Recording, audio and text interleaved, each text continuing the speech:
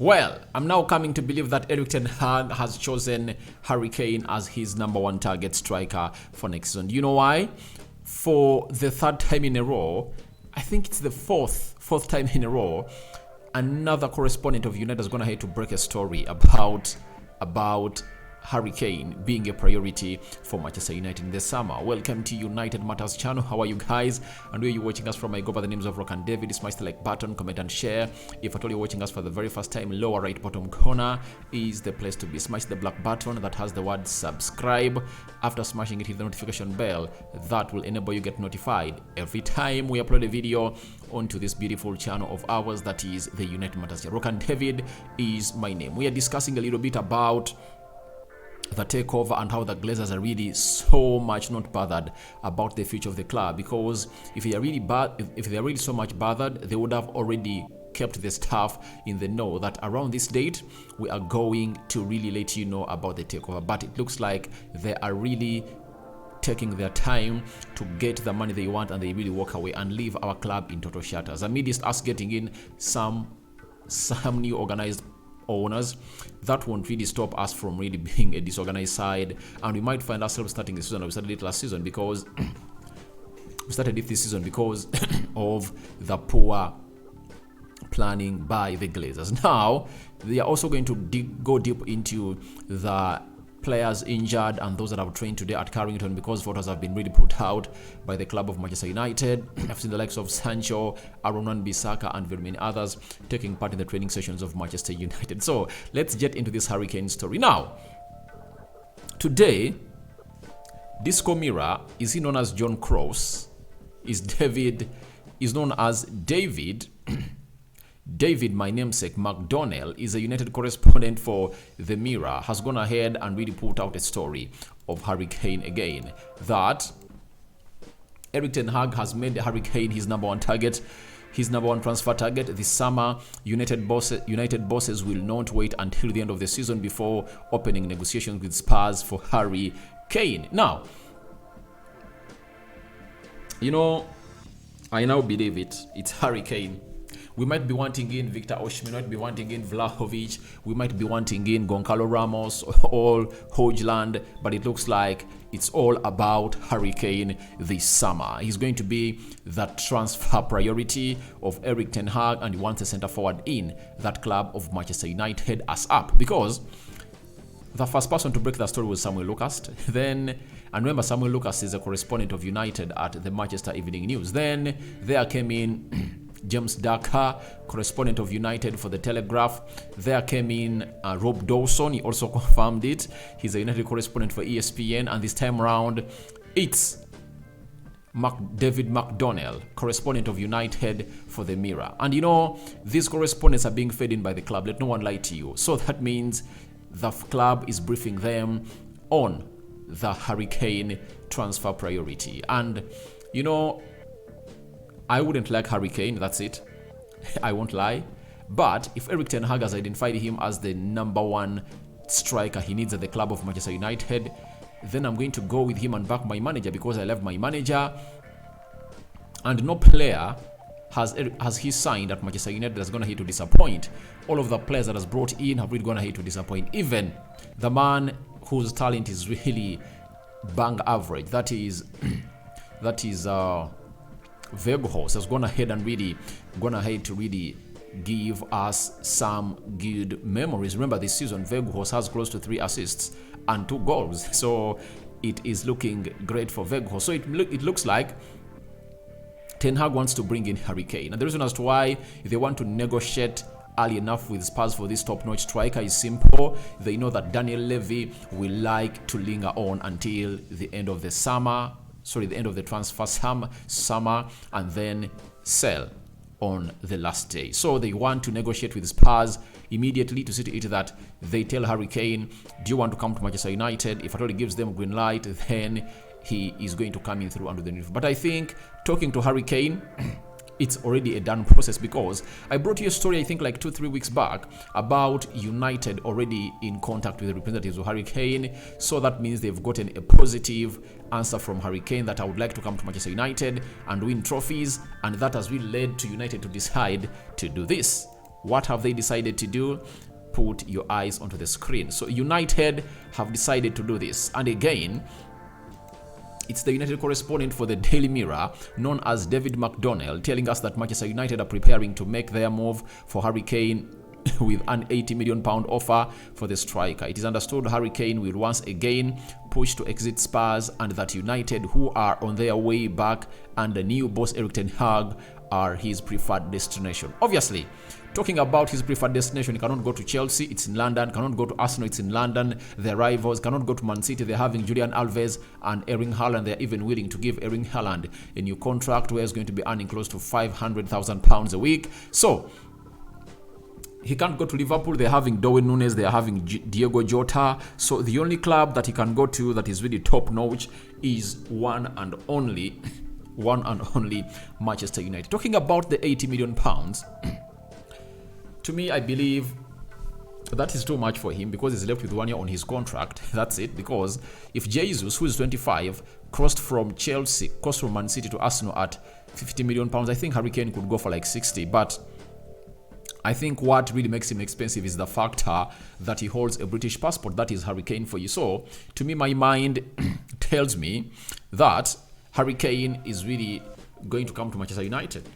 If they are trying to make a bid right now, even before the season really goes ahead to really end, that means Harry Kane has given them green light that the other time I was left with 3 years on my contract. I was pushing to quit Spurs in 2021. Then they stopped me. This time around, I'm not going to renew the contract. And obviously, they are really in a very, very, very bad time. That is Spurs, because where they are right now, it's because of Harry Kane. He has gone ahead to throw in lots of goals this season. I think he has scored now, is it 22 goals in the Premier League? That is Harry Kane for you. And he's having the best of the game of football at a side known as Spurs. But I think it's time for him to leave at the age of 29 to come in and join Manchester United to at least win a trophy, because Weghorst, who has just played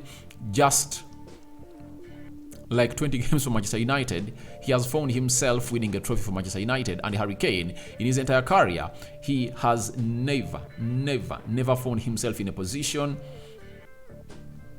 He has never found himself in a position of lifting a trophy for the club of Tottenham Hotspur. So it looks like after the sacking of Antonio Conte, who had given him belief to stay and obviously even negotiated a new deal, I think it's all out. It's all out and it's all over for the Harry Kane player at Spurs. But to me, I wouldn't like Harry Kane, but I'll only side with Erik ten Hag because he is the manager and I need to back him. It's his first season and he's doing lots of things that are really great at Manchester United. Why not back the manager? So let's wait and see how that unfolds. And this story is coming in from the Daily Mirror. Remember, the Daily Mirror has been so accurate on the information about Erik ten Hag on his coming in from, on his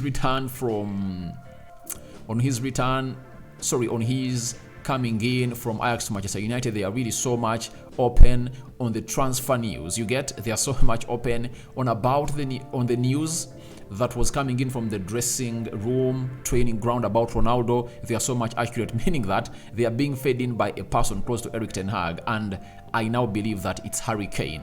Guys, Osimhen, we love him, but it looks like we're not going to get him because it looks like we've gone ahead to make it. The board and Erik ten Hag have gone ahead to make a different decision altogether to get in a Premier League proven centre forward at the moment, known as Harry Kane. So let's wait and see how that unfolds. But Harry Kane bid of £80 million is being prepared by Manchester United to send it to Tottenham Hotspur to see to it that they really make those negotiations early enough to see to it that by the time the summer transfer window opens, United would have really reached to a common ground with Spurs. That's it, because Erik ten Hag wants to travel with his centre forward in the preseason to America, and Harry Kane is going to be vocal about not extending his contract at Manchester United. Now, Rob Dawson yesterday came out and told us the following, that there is hope that the Glazers might still accept a compromise fee to allow the takeover of Manchester United at Old Trafford. There are fears at Old Trafford that new owners might want to make significant changes to the structure at the club. To me, I'm really happy because the three, Let's talk about even Ziliakis, because they was gone ahead and really issued out some good statements about Erik ten Hag that he cannot sack him if at all he becomes the owner of Manchester United. And that was the same response that we got from the Qataris and Sir Jim Ratcliffe, that Erik ten Hag is doing a great job and they cannot sack him, so they are all interested in him. Now, to me, I want changes to be made. Do you know why? We are really having some pragmatic people running Manchester United. Who are those? One,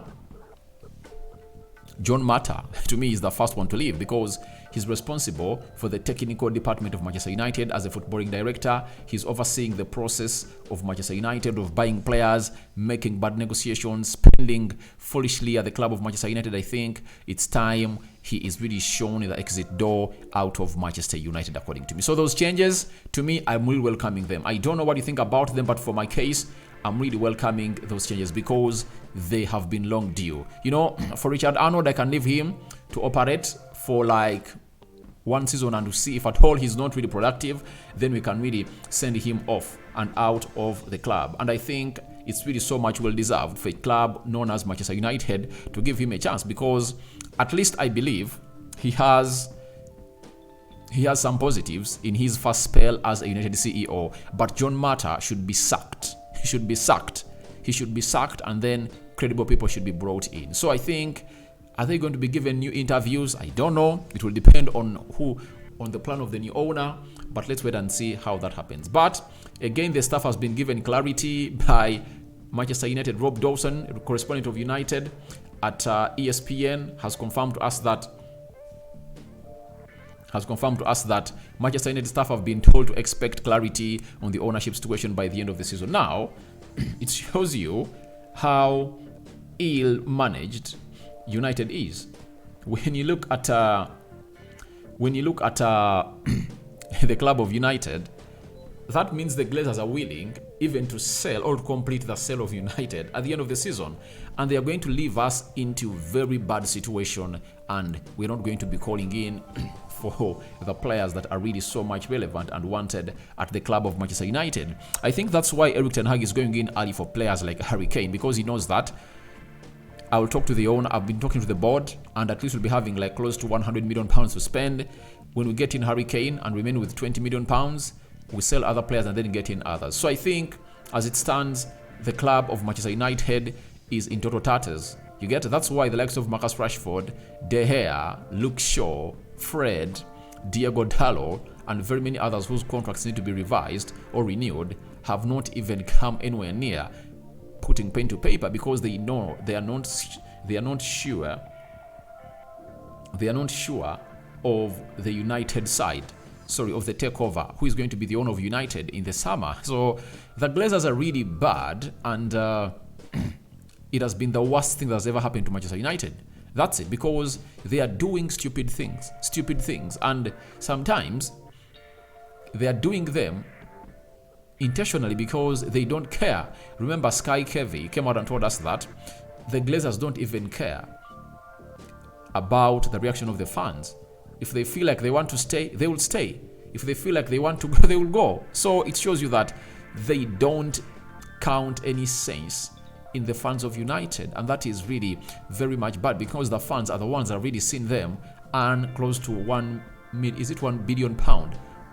I think they've collected close to £2 billion from the club of Manchester United as dividends ever since they came in at the club of Manchester United. And right now, as things stand, it's really something that has really gotten into the nerves, or to the nerves of us, the fans, that these Glazers should leave the club ASAP, because they are doing more harm than good to the club of Manchester United. So now, let's wait and see how that takeover stuff really goes ahead, because a third bid is going to be third bids are going to be called in for by the club, and we don't know how that is going to go on. So lastly, let's discuss about the players of United that are really having some bit of injury. Sabitzer, yesterday he never played, but he was a substitute when they were beating Estonia, was it by 2-1 as Austria. Then Marcus Rashford has returned to recovery training, and today I've seen Sancho, Bissaka, Fred, and very many others training. Anton Martial has not been seen training at Manchester United, so I don't know where he is, but I think wait and see whether he's going to be back. Every time I don't see him training, I really feel bothered about him, because it really goes down my memory, and I really recall the injuries has been getting. So Lindelof also has a foot injury, but he played with it throughout that game of, which team were they playing yesterday? And they won, I think, by 2 goals. Was it 3? And even Elanga scored. So players are returning tomorrow, most of them.